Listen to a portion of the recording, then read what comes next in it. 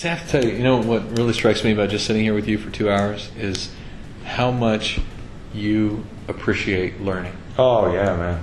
I mean, you told me about 45 minutes with Tiger Woods. Oh, yeah. And but the constant in all of those stories, the New England offensive coordinator Peyton Manning, is that you asked questions. You wanted to learn from them. You didn't try to tell them how you do it. You were Right. trying to learn from them. Right. And that's a gift. There isn't a lot of people, especially once you've achieved and you've hit a few Pro Bowls, most people aren't asking more questions. Yeah. They're spending time telling others how they do it as opposed to learning how it could be done better.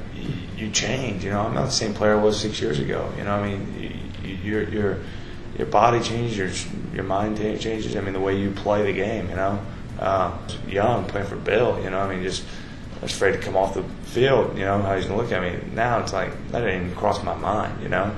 But I mean, the way you use your energy while you're playing, what you're thinking. I mean, I really believe in the mental capacity of the game. I mean, to this day, I think if you ask me what's my strongest attribute as a teammate, as a player, and really in life, as a Cowboy or just the way you live your life, is this.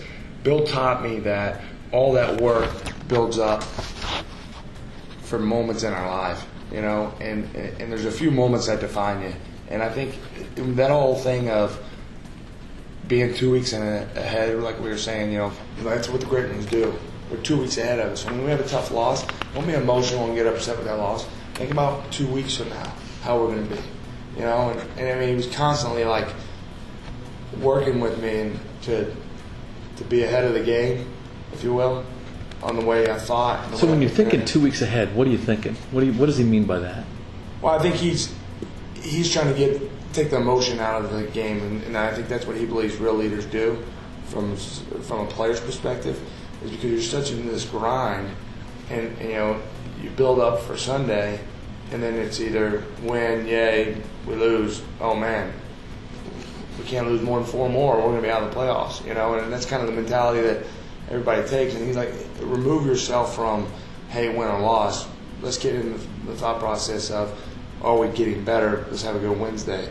Let's have a good Thursday, Friday, Sunday. All right, regardless of that outcome, we're 2 weeks ahead of our team because we're going about it the right way. This is one of the many lessons learned in the study of greatness. What makes the great ones great? What makes the great teams great?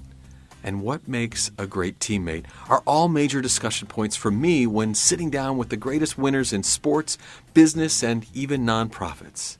And I want to keep the conversation going with you. Please help yourself. Click on some of the other videos from the Greatness Green Room that I know will be of value to you. And as always, you can visit donyaeger.com to connect with me on keynote speaking, monthly webinars, our virtual learning program, blogs, best-selling books, and more. Thanks for stopping by the Greatness Green Room. Until next time, be great every day.